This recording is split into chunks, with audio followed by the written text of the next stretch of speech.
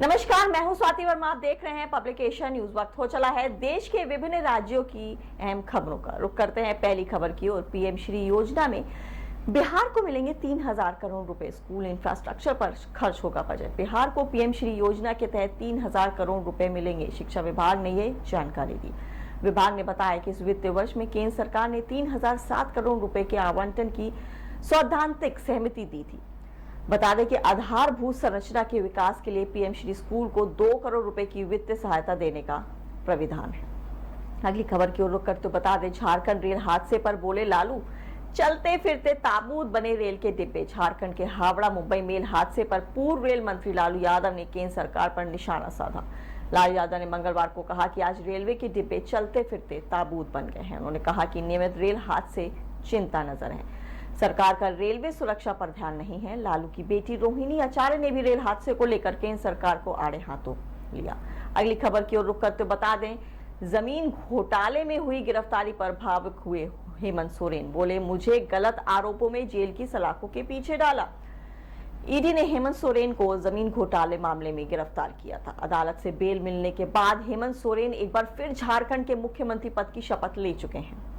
सोमवार को न्यायालय के फैसले पर प्रतिक्रिया देते हुए हेमंत भावुक हो गए। उन्होंने कहा कि मुझे गलत आरोपों में जेल में बंद किया गया है, लेकिन न्यायपालिका ऐसा स्तंभ है जहां अंधकार नहीं होता। आगे की खबर की ओर बढ़ते बता दें, राष्ट्रपति के पास पहुंचा खतियान और आरक्षण सीमा बढ़ाने का विधेयक। राज्यपाल ने लौटा दिए थे दोनों बिल। राज्यपाल सीपी राधाकृष्णन ने खतियान आधारित स्थानीयता से संबंधित विधेयक को राष्ट्रपति के विचार हेतु केंद्रीय गृह मंत्रालय को भेज दिया है। इसके साथ ही ओबीसी सहित अन्य श्रेणी में आरक्षण सीमा बढ़ाने से संबंधित विधेयक को भी राष्ट्रपति के अनुमोदन हेतु भेज दिया है। कार्मिक विभाग ने इस संबंध में विधानसभा में जानकारी दी है। बता दें कि दोनों विधेयकों को नवंबर 2022 में पारित किया गया था। अगली खबर आ रही है, जम्मू कश्मीर से तीर्थयात्रियों को निर्धारित समय में पार करना होगा। बीजीना का आतंकी गतिविधि के चलते लिया गया फैसला।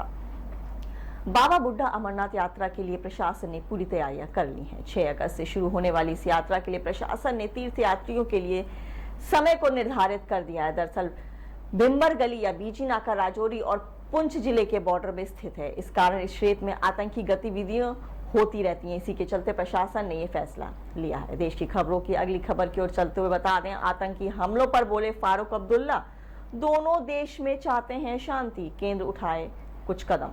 जम्मू कश्मीर में हो रहे आतंकी हमलों पर नेशनल कॉन्फ्रेंस के अध्यक्ष फारूक अब्दुल्ला ने कहा है कि इस तरह के हमले होने बेहद दुखद है। केंद्र सरकार को आतंकी हमलों पर रोक लगाने के लिए कोई कदम उठाने चाहिए। साथ ही उन्होंने कहा कि हम दोनों देशों में शांति चाहते हैं।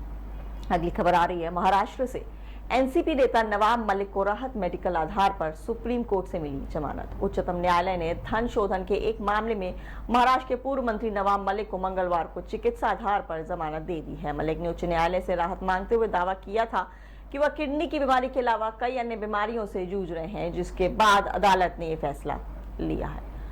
उधर यशश्री शिंदे हत्याकांड में मुंबई पुलिस को मिली है बड़ी सफलता। लड़की की हत्या का मुख्य आरोपी दाऊद शेख कर्नाटक से गिरफ्तार। यशश्री शिंदे की जिस बेरहमी से हत्या की गई है, उससे आक्रोश का माहौल था। इस घटना के बाद से पुलिस को आरोपी की तलाश थी और उसे पकड़ने के लिए 4 टीमें बनाई गई थी। मुंबई पुलिस ने हत्याकांड के आरोपी दाऊद शेख को गिरफ्तार कर लिया है। इस बीच उड़न पुलिस ने कर्नाटक से मोहसिन नाम के एक अन्य शख्स को भी हिरासत में लिया है। आपको बताते चले, राजस्थान में तेज आवाज में गाना बजाने पर पुलिसकर्मी ने कावड़िए को जड़ा थप्पड़। जी हां, राजस्थान के जयपुर में कावड़ियों और पुलिसकर्मियों के बीच बहस हो गई। दरअसल लोगों द्वारा शिकायत की गई कि कावड़ी बहुत तेज आवाज में गाना बजा रहे हैं। शिकायत मिलने के बाद मौके पर पहुंची पुलिस ने कावड़ियों को तेज आवाज में गाना चलाने के लिए मना किया। इसके बाद कावड़ियों और पुलिस के बीच जमकर बहस हुई और एक पुलिसकर्मी ने एक कावड़ियों को थप्पड़ मार दिया। अगली खबर आ रही है हिमाचल से, जन हितैषी योजनाएं पर नहीं छवि चमकाने में पैसे खर्च करें सुक्खू सरकार। जयराम ठाकुर का हमला। हिमाचल प्रदेश के पूर्व मुख्यमंत्री जयराम ठाकुर ने सीएम सुखविंदर सिंह सुक्खू पर बड़ा हमला किया है। उन्होंने कहा है कि सरकार पैसे का इस्तेमाल अब छवि चमकाने पर किया जा रहा है। इलाज के लिए 1 साल से अस्पताल का चक्कर काट रहे मरीज को सरकार की छवि चमकाने का लाभ कैसे मिल सकता है। बिस्तर पर लाचार पड़ा व्यक्ति एक जीवन पेंशन से ही बदल सकती है। उधर बंगाल में 10 अलग अलग जगहों पर ईडी के छापेमारी। टीएमसी के 2 नेता भी फंसे।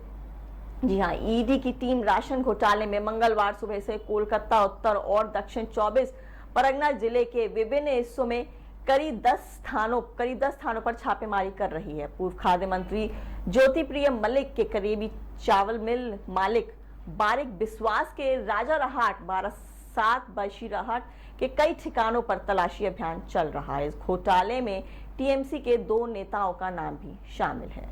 बंगाल से एक और बड़ी खबर आ रही है, जहां बंगाल में एक और नौकरी घोटाला सामने आया है। सीबीआई को शक है कि अवैध कमाई का आंकड़ा और बढ़ सकता है, क्योंकि अब तक की जांच में सामने यही आया है कि एबीएस इन्फोजोन के जरिए की गई भर्तियों से संबंधित है। चार्जशीट में इस बात का विवरण दिया गया है कि कैसे कई नगर पालिकाओं में अलग अलग पदों के लिए नकद पैसों के बदले भर्तियां की गई हैं। इन भर्तियों में medical officer, ward master, clerk, driver शामिल हैं।